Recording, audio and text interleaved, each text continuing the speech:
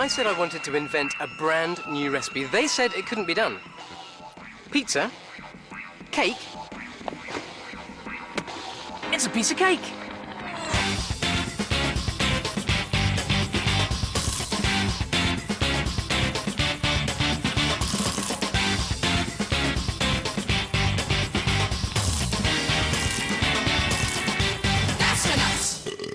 I've been wondering why we always eat a main course followed by a dessert. I mean, why don't we just mix them together on the same plate? And what about mixing chocolate with chips or pizza with custard? They all end up mixed together in our stomachs anyway. Maybe there are some brilliant food combinations out there just waiting to be discovered. Coming up, the Gastronuts get seated for lunch. We're all going to make a bum sandwich.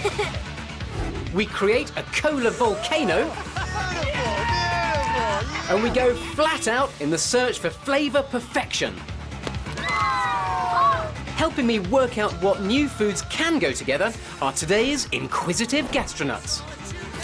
The weirdest food combination is pasta and gravy. It just tastes so nice together, and I even had it for breakfast.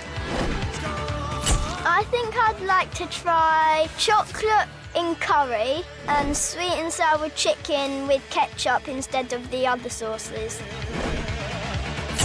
Two things that I like to try are cucumber and melted chocolate, because the cucumber would be cold and the chocolate would be warm, so I think it'd be really nice together. Two weirdest things I've tried together is biscuits and gravy, because the biscuits are crunchy and like the gravy makes it like really, really soggy, so it's nice and chewy. The weirdest thing I like to try is chocolate pizza, because it's just so different. It's so sweet and savoury all in one, and tomatoey and chocolatey and cheesy and stringy and beautiful. We're trying to work out how we can make food more exciting by combining different ingredients in new and unusual ways. And we're not the only ones. There's a whole area of cooking, and it's called molecular gastronomy. And it's where all the big famous chefs have taken apart the different flavours, the sort of combinations of flavours, and they've tried brand new ones to see why things go together. And they've come up with some really interesting combinations. There's a combination of licorice and something else. They're supposed to go together really, really well, but it's quite odd. You ready? Yeah. This is chicken wrapped in licorice. The boffins reckon licorice and chicken should taste brilliant when eaten together. Let's find out if they're right. Let's have a little try.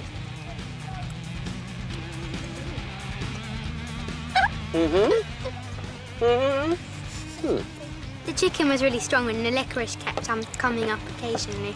Really strong. And do they go together well, do you think? No, I like it. I think that's quite a good combination. It's okay, but I'd rather have the chicken on its own. Because you can really taste the strong taste of the licorice.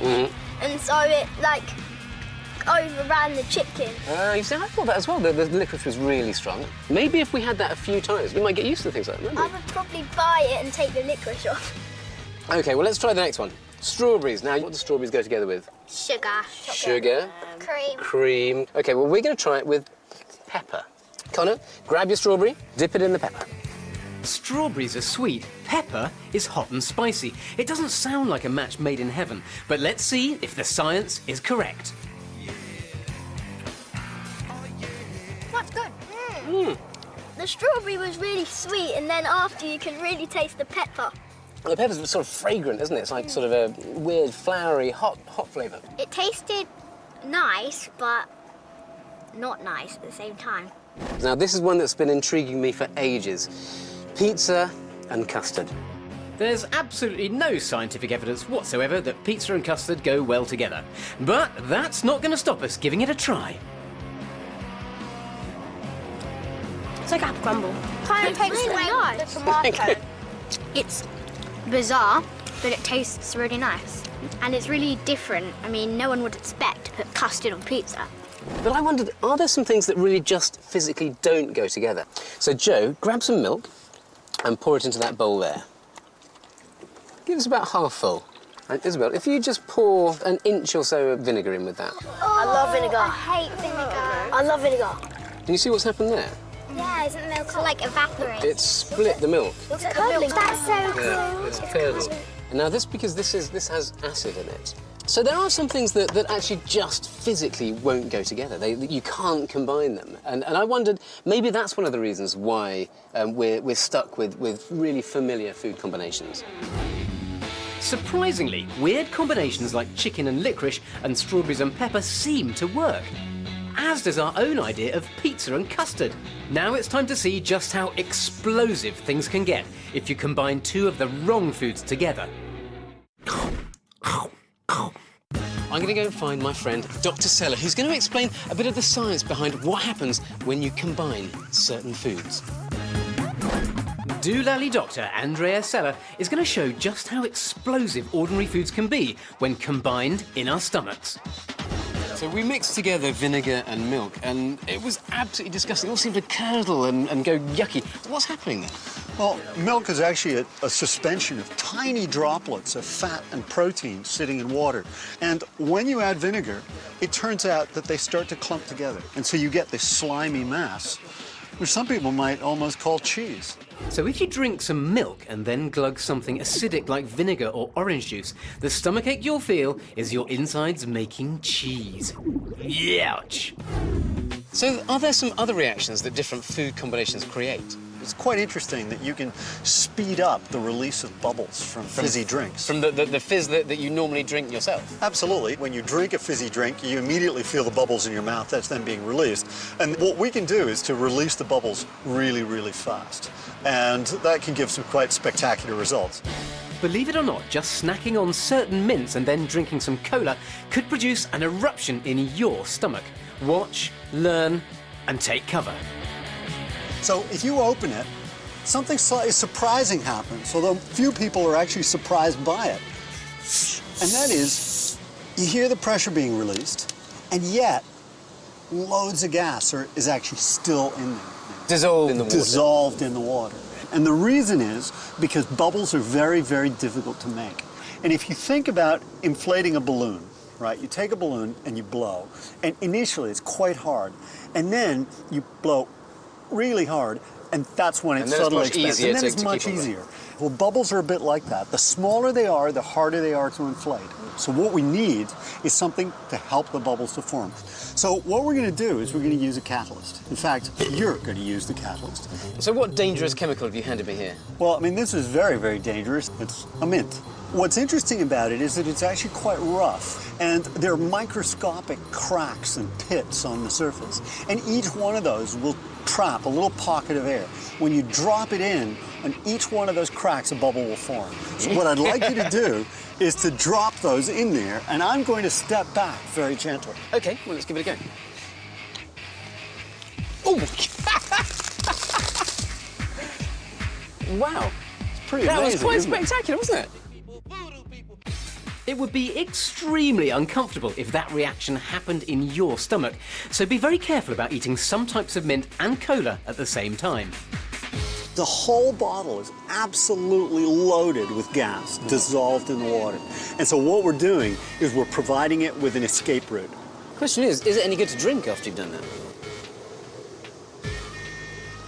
Oh my word, that is completely flat. Instantly, completely flat. And that came out quite high, didn't it? I mean, that was sort of 3 feet or so. Yeah, but I think we might be able to get higher. Ramp this up a bit. I think we should reach for the skies. We want to see just how high we can make our cola fountain go, so we've got 4 different bottles, each with a different sized hole in the cap, starting with the largest on the right, down to the smallest on the left. Having a smaller hole means the fizz will be under greater pressure and should reach higher.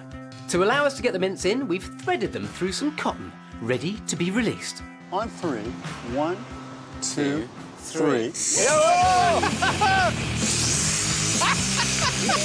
And the winner, I think, It's actually it's number one of 3, these isn't it? 2 here.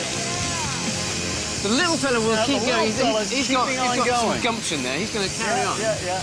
This one was the highest. So the smallest hole made the highest fountain.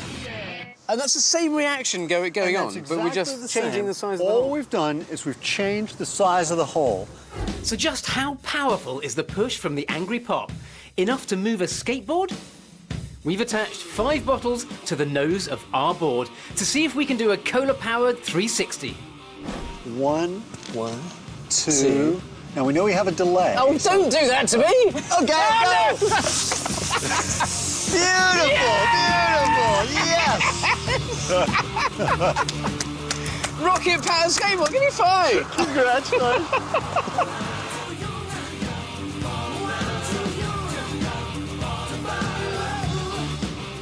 That's quite extraordinary, isn't it? This is what happens when you delve into the science of food combinations. If that happened in your stomach, that would be very messy.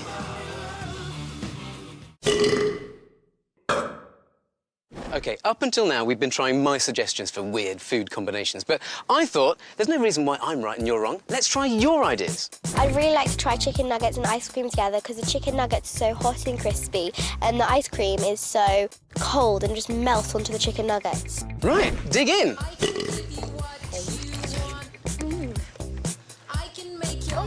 That's actually nice. That's really strange, isn't it? I thought that might be a bit sickly, but it's pretty good. I like that.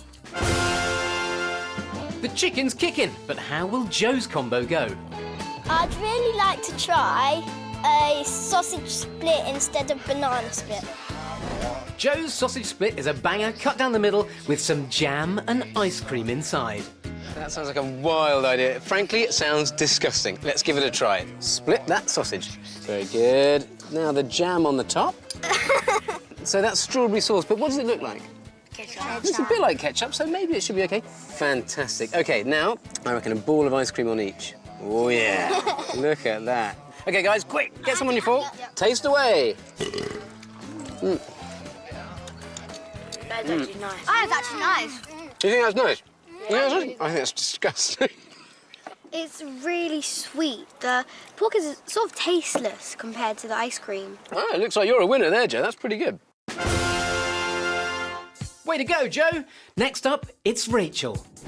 I'd like to try carrots and strawberry jelly.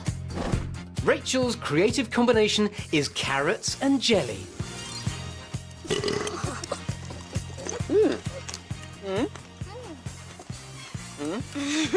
It's weirder than I expected. So what do we reckon? Did you succeed or fail there? Failure. I'm sorry, buddy. Great idea, though. Great idea, but just didn't quite work, did it? No. Jelly and veg is a no-no. But what about Connor's combo? I like to try biscuits and gravy together. It's the world's brownest dish, biscuits and gravy. Biscuits are crunchy, and if you put the gravy on it, it gives that smoothie, soggy taste. Everyone, let's grab a biscuit. And let's go for it. Dunk it. Nice. It's nice, isn't it? The biscuit is like a dessert, and gravy comes from meat, so you wouldn't think of dipping them in biscuits and gravy. Does that get your vote? Yeah. I think it does, yeah. And also in America, there is a recipe which is biscuits and gravy. I don't think they use chocolate biscuits like these, but it is quite common. So maybe it's something we should try a bit more here. Biscuits and gravy are great! What can Isabel come up with? The two things I'd like to try together is strawberry jam and chips. Another sweet and savoury pairing, jam and chips. Now, why did you think this would be good? Because chips and ketchup work, and strawberry jam's like ketchup, except it's much sweeter. This is a good old dunking affair, really, isn't it?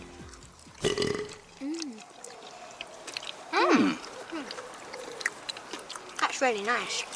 It's a sweet flavour. Yeah. I like it. That's pretty good, isn't it?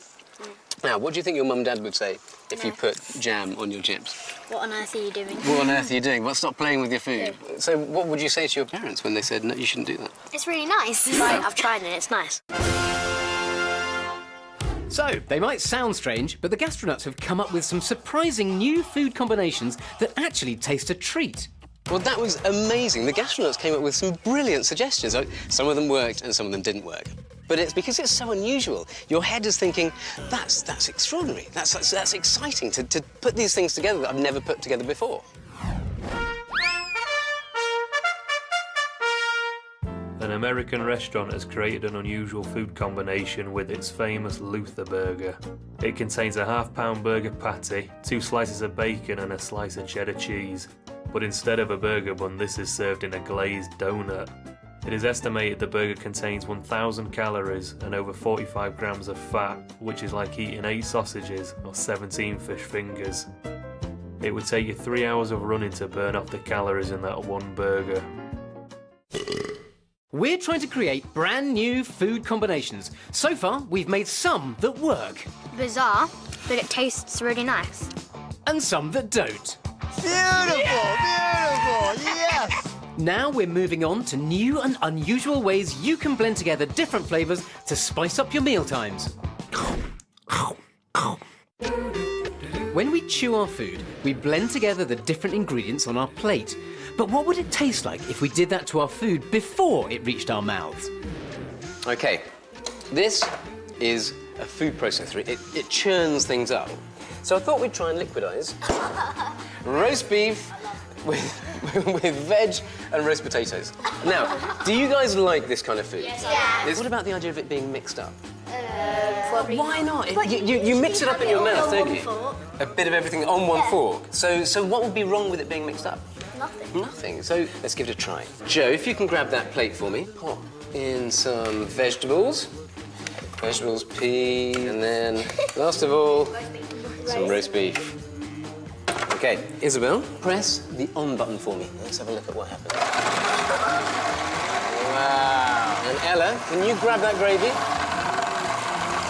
Oh, yeah. Because your stomach is this incredible muscle that will churn things up and it'll turn it into something like this. Fantastic. Smells nice. Gross. The smell's nice though, doesn't it? Yeah. Okay. It looks like Regurgitated. It looks like baby. Regurgitated mush. Yeah, it looks like sick. It smells exactly like a roast dinner. Yeah. Liquid roast dinner doesn't look great, but this is what happens to our meals once we've eaten them. But will we improve the taste by skipping a step and blending the ingredients together from the start? Not nice. Lumpy. It's unusual. It doesn't actually taste too bad. It tastes just like a normal dinner, but the look of it is... Just It all doesn't wrong. even slide. It's disgusting. Okay, I think it's time to add pudding. What, in the same one? Yep, that is a fine apple pie. Does that smell good? Does that smell like good apple pie? Excellent. Isabel, pop it in. Oh, it's going to be destroyed. I'm so sorry. Bit of a squish. There we go. Whiz away. It's churning in there quite nicely. Custard. Go for it. Wow. Isabel, let's turn that on. Let's take a little look. I can see all the lumps and bits of colours of different... It's strange, isn't it? Something's wrong here. Looks really revolting. But again, it's strange, isn't it? That's what it'll be like in your stomach. But you don't normally eat your dessert and your main course at the same time. Well, that is exactly right, and that's what's really interesting here. Why not? Why don't we? What is it that we're missing when we combine things? Will eating roast beef, roast potatoes, carrots, peas, gravy, apple pie and custard all at the same time create a series of new taste combinations, or will we just end up creating a new and horrible flavour of baby food? Tuck in, go for it. I like that. You can taste... that. The pie takes over the... Yeah, besides the apple. Do you know what? That's strangely like the custard on pizza. It's disturbingly pleasant. You kind of think it's all wrong, but I'm kind of enjoying it. I think we're being cheated of all the bits, all of the enjoyment of food before it goes down. I think our brains like to experience. They like to spot things in the food and make a connection between what they see in food and how it feels in your mouth. And when you do this, when you mix it together before it gets into your stomach, you're cheating yourself. You're cheating your brain of all the fun, all the exciting, adventurous bits. I think you're right, but I don't think anyone should have to eat that.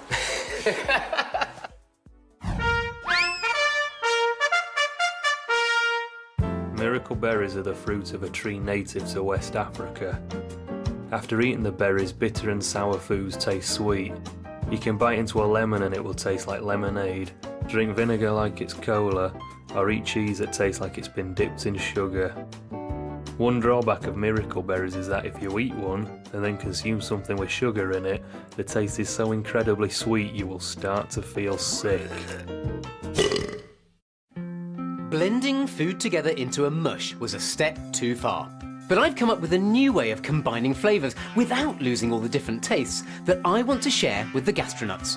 Now, I came up with an idea. It's called a bum sandwich.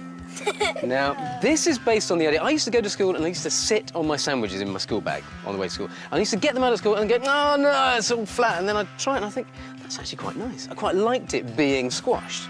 So what we're all going to do now is we're all going to make a sandwich and then we're all going to sit on it and see if the sitting on it, raising the temperature up to your body temperature of about 37 degrees, and the pressure actually makes it taste better or worse. You can put just about anything in a bum sandwich, but my favourite's a pesto special. All you need is bread, basil, cheese, some olive oil, and a bum. As for the Gastronuts, they're chucking everything in.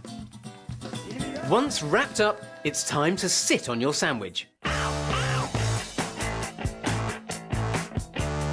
The heat and weight from your backside should gently squeeze all the flavours together and create a new flattened texture that's better tasting than putting everything in a blender. Your body temperature is around 37 degrees, which should be enough to melt things like cheese or chocolate, but not hot enough to cook something, so don't include any raw meat or fish. 10 minutes is the minimum time it takes, but you could even go for a nap, a long car journey, or sit in detention and let those flavours combine for hours. In my bum sandwich there was butter, licorice, mushrooms, cheese, chocolate and jelly. That looks really gross. OK, let's grab a little bit of Isabella's first. Isabel's sandwich has hit a bum note, proving you need to think carefully about what to mix together. You can really taste the chocolate. That's horrible. It smells slightly like a cold bread and butter pudding. And then the mushrooms come in. You've melted the licorice with your own body heat. That's quite disturbing. We're going to skip some of the more curious combos and taste my tried and tested pesto, cheese and olive oil special. You ready? Yep. Go for it. That's good. That's good. Do you reckon? I like that. Well, I guess there are some ways that sitting on a sandwich works. When you're bringing out gentle flavours and you're making the mix, there are some ways where you're actually just making a bit of a mess. You've been very successful at. But I wonder, can we take this concept and push it up to the next level? Yeah. OK. What we're going to start off with is this one here. I've got a treacle tart. OK, now I'm just going to pop that there. There we go. Isabel, what have you got? Chicken, peas and chips. OK. Pop her right there. Garlic bread. Potatoes. Burger. Sandwich. Sandwich. That is a ham, cheese and tomato sandwich. OK, well, we've got a whole three-course meal and a few extras there. It's quite a tough call to flatten these and compress them to get the flavours out, isn't it? However, it's OK, because I've found the ultimate food combining tool. Are you ready for this? Yeah! Hold on, just 1 second. We couldn't find anyone with a bum big enough to squash all these meals together. So it's time to call up the heavy mob.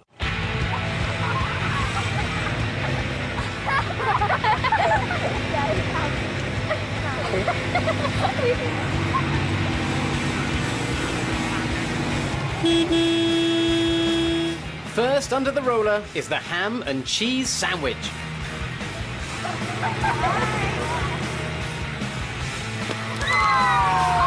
Next, it's time to flatten the burger. Time now to make mashed potatoes. Correction, that's now smashed potatoes. Garlic plus bread plus roller equals garlic flatbread. Next for squashing is the chicken, peas and chips. Last up is the treacle tart. Joe's one was the first. That one just exploded. Yeah, that was mine. All we need to do now is scrape our dinner off the tarmac and see what it tastes like. Starting with the flattened sandwich, everybody grab a little piece. Sorry. I think that worked in the same way that the bum sandwich worked with the pesto. It's So sort you of just combining all flavours that work really well already. Now, next up was the burger. Now, that is such a flat burger. It looks like a map of a country with lots of mountains, doesn't it? OK, everybody, let's come and grab a little piece. Oh, that smells really nice. Yeah, that smells like a burger. I like that. That's basically exactly like a normal burger. Really nice. What we've got here is Garlic bread. garlic bread. Now, that looks quite exciting, doesn't it? It's really good. OK, everybody grab a little piece. Hard. I think it's crunchy. To be quite honest, I prefer my garlic bread to be soft on the inside. Yeah. I can't chew it. It's too hard. It's compressed it too much, hasn't it? Too chewy. Meat and 2 veg. I don't like it cold. You kind of expect it to be mash, and then you're thinking it's chips, and your brain isn't making the connection to make it really good. OK, so last one then. Treacle tart. In you get. The thing is, you see, there's custard in there as well, and that's the important thing. Has the custard mixed with the treacle tart to make it better than a treacle tart would on its own? That's good. That's nice. That is delicious. That's a winner. That's cookie dough. I just want to ask you one last thing. Do you think you're going to remember this meal for the rest of your life? Yes. It was the first meal I've ever had flattened by a steamroller.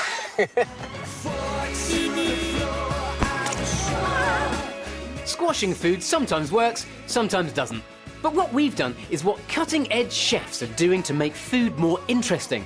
And I think we've done ourselves proud. When I get home, I would like to try some more food when I'm helping my mum cook, because it'd just be strange to see what goes well and doesn't go well. I think it's a really good idea to combine food. I don't know why we don't do it, but I think food just tastes amazing if you mix them together.